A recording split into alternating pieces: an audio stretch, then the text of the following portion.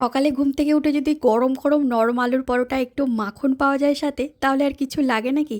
আজ একদম সেই বাড়ির মতো মায়ের হাতের আলুর পরোটা বানিয়েছি। সকালে ঘুম থেকে উঠেই তো কী খাবো চিন্তা, ওদিকে স্কুল টিফিনে কী নিয়ে যাবে তাই চিন্তা।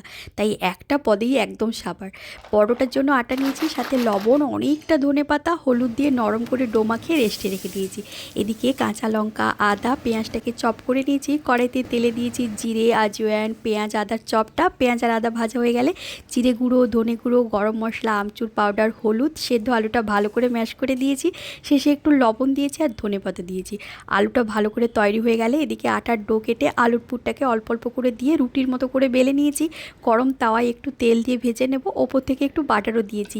এই গরম গরম পরোটার গন্ধটা না জাস্ট দারুণ। তোমরা এই আলুর পরোটার সাথে কি খেতে ভালোবাসো, দই নাকি আচার? আর এই একটা পরোটা খেয়ে কি থামা যায় বলো দেখি? ভিডিও ভালো লাগলে লাইক করবে আর সাবস্ক্রাইব করতে কিন্তু ভুলো না।